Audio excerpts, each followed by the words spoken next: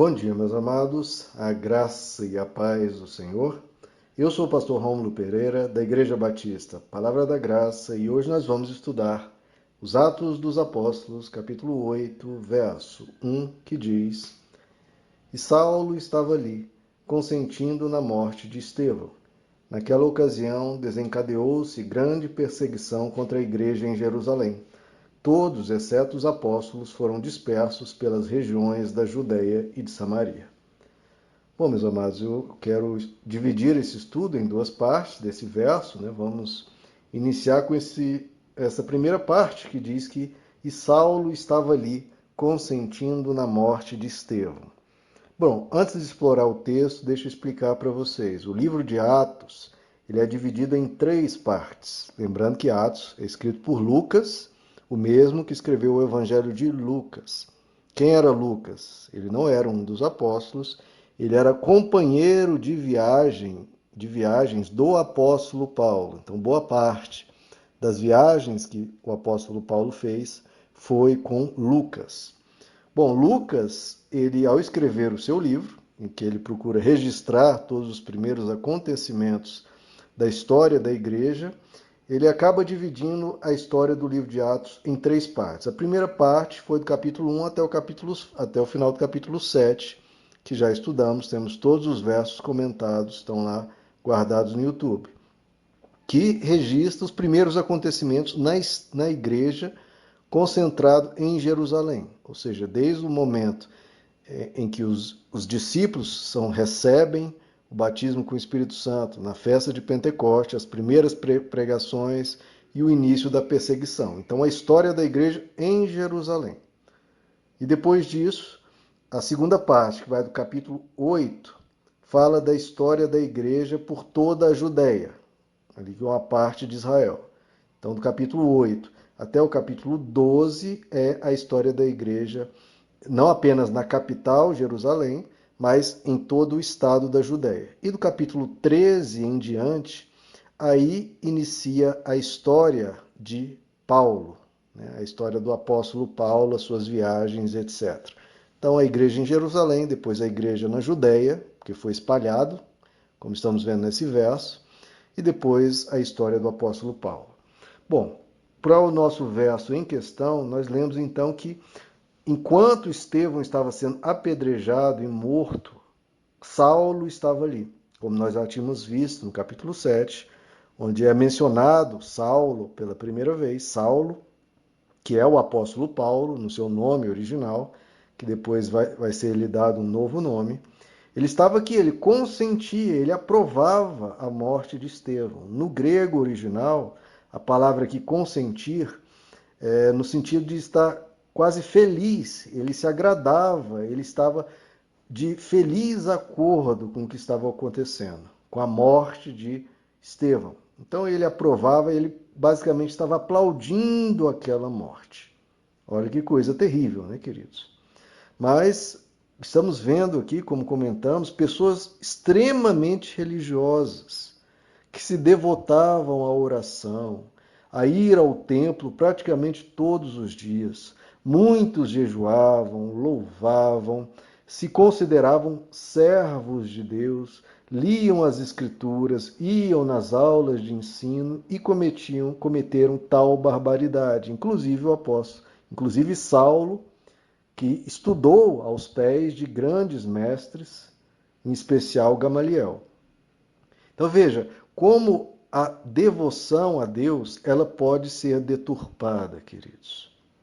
Então nós temos que ter muito cuidado quando o zelo se torna fanatismo, quando a nossa piedade se torna uma piedade assassina, em que a nossa bondade começa a se tornar maldade de tanta religiosidade fanática que às vezes a pessoa pode cultuar. Isso é muito perigoso. É muito perigoso. Em nome de Deus, a pessoa supostamente defendendo Deus começar a matar pessoas. Ou seja, em nome da luz, começar a usar as armas das trevas. Isso nós vemos para todo lado. Para todo lado. Então nós temos que ter muito cuidado com isso, queridos, porque como nós já trabalhamos isso, nós não temos como vencer o mal senão através do bem. Se você tentar vencer o mal, o suposto mal, com o mal, só o mal vai vencer. Então é muito perigoso esse espírito partidário, de divisão. O evangelho, ele cria pontes. O evangelho, ele procura unir pessoas. O evangelho, como Jesus diz, pode ser resumido em 2 mandamentos: amar a Deus e amar o próximo. E se a pessoa começa com brigas, contendas, acusações, debates que viram rixas, ofensas, humilhações, uso de palavras de baixo calão, mesmo que supostamente defendendo a verdade, isso é um espírito de partidarismo. E o Evangelho nos diz, numa das cartas, o próprio Saulo conhece isso tão bem, porque ele era assim, ele escreve e diz: olha, esse espírito de partidarismo, espírito faccioso, é o único lugar das Escrituras, salvo engano, que diz: ele é diabólico, carnal e animal. Ele usa 3 características terríveis para descrever esse espírito faccioso. É diabólico, é carnal e animal. E nós estamos vendo isso no nosso país para todo lado. Partidarismo, facções. As pessoas criam grupos, sejam na religião, um grupo atacando o outro, seja agora, que está mais em voga, na questão política. Não há conversa, não há diálogo, não há troca de informações, não há. Vamos, deixa eu ver, talvez ele esteja certo nisso, né? Talvez eu possa melhorar alguma coisa. Realmente, né, nesse ponto que ele tem razão. Não, esse ponto aqui eu até discordo, mas eu posso respeitar, a gente vai conversar. Não existe mais isso. Virou algo faccioso, virou isso aqui que estamos vendo: apedrejamento. Um apedrejando o outro. E as pessoas acham que nisso o país vai chegar a algum lugar. Vai chegar à ruína, irmãos. Infelizmente vai chegar à ruína. Ao longo da história, vocês não precisam acreditar em mim, é só vocês estudarem história. O que tem acontecido ao longo da história quando surge o espírito faccioso? As pessoas vão brigando, brigando, se distanciando cada vez mais até que se vira guerra civil, vira crises terríveis nas instituições, caos. Isso já aconteceu repetidamente na história humana, centenas e milhares de vezes. E só gerou morte e destruição. Por quê? Porque as pessoas ficam cegas de ódio. As pessoas ficam como o apóstolo Paulo, aplaudindo, vendo o outro ser destruído. As pessoas querem que o outro seja destruído. Não interessa. Né? Olha, vamos dialogar, vamos aqui nos respeitar, vamos melhorar um ao outro, vamos conversar. Não. A posição é: eu quero o outro destruído. E veja só, as palavras diabolos, né? A palavra de onde vem o português diabo, diabolos do grego, significa aquele que divide. Então, vai vendo cada vez mais separação e brigas e contendas entre familiares, entre amigos, entre colegas de trabalho, tudo por causa de o que quer que seja, do assunto que seja, é interesse de quem? Do divisor, do diabolos. Ele é aquele que divide. Então nós temos que ter muito cuidado com esse espírito entrando na nossa nação e entrando nas nossas vidas. Nós temos que buscar a paz, temos que buscar o consentimento mútuo, temos que buscar o diálogo. Qualquer coisa diferente disso, o risco é de nos tornarmos como Saulo, felizes e alegres com a destruição do outro, vendo o outro sofrer e sendo muitas vezes nós a causa da calúnia, da destruição, da ofensa e da humilhação. Então tenham cuidado com o espírito faccioso, porque, de novo, irmãos, é um espírito diabólico, carnal e animal. Então isso é muito perigoso. Outro ponto que também tem estado muito em voga, nós estamos vendo Saulo num espírito terrível, violento, cruel, maldoso, perverso. Que esperança tem para uma pessoa dessa? Ele consentiu com a morte do primeiro mártir cristão, ele bateu palmas e depois, como veremos, ele vai sair devastando a igreja de Cristo, perseguindo, não apenas em Jerusalém, mas até em outras cidades. Que esperanças há para uma pessoa dessa? Olha, quer saber? Saulo bom é Saulo morto. Essa expressão que foi cunhada há 20 anos atrás, ou até mais, 40 anos atrás, foi lá na década de 80, que algum político cunhou essa expressão, bandido bom é bandido morto, agora está voltando muito em voga e nas igrejas. As pessoas acham, não, bandido tem que mais é ser morto mesmo, isso sendo dito muitas vezes por líderes cristãos.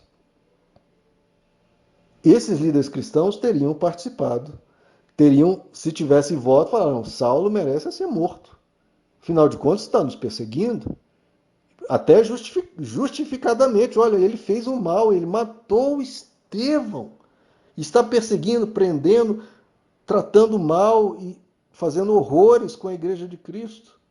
Ele precisa ser morto, preso e morto, tratado da pior forma possível. E aí você teria um apóstolo Paulo? Não, teria um cadáver de Saulo. Então, meus irmãos, que isso seja quebrado na nossa existência. Os cristãos estão perdendo a noção da conversão, que os piores podem ser convertidos. Ora, você foi convertido e eu também.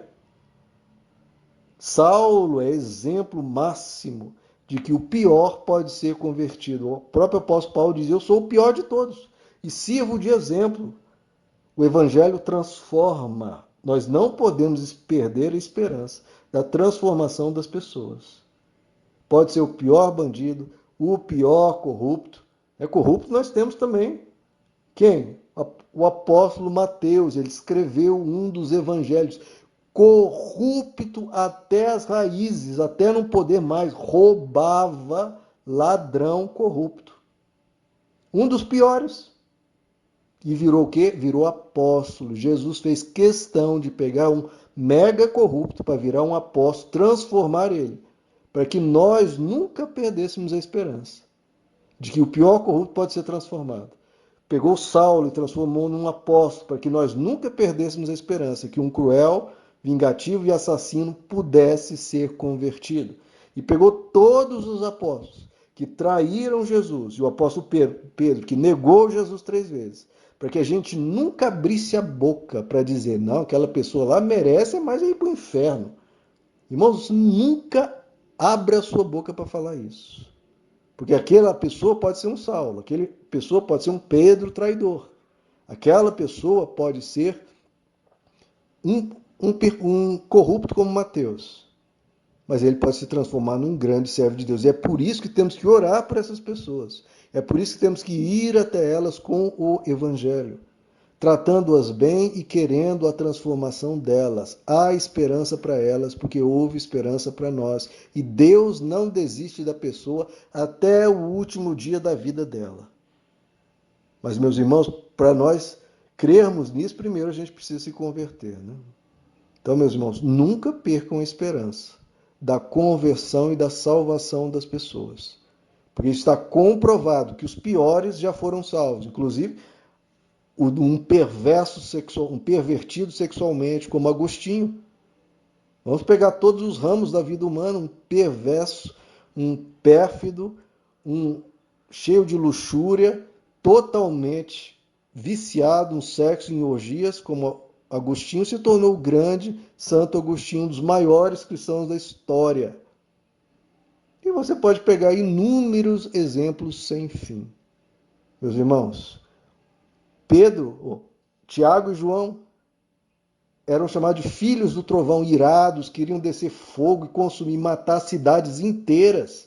Não, Jesus, vamos pedir para Deus mandar fogo do céu e queimar essa cidade inteira. Depois o que João se tornou? O apóstolo do amor, aquele que ao falar destilava gentileza, carinho e amor, compaixão sem limites, misericórdia maravilhosa. O Evangelho transforma, meus irmãos. O Evangelho transforma. Então, nessa primeira parte, lembre-se disso. Não dê vazão a espírito faccioso e não perca as esperanças do Evangelho que transforma o ser humano da água em vinho que faz o ser humano nascer de novo. Meus amados, que Deus os abençoe. A graça e a paz do Senhor.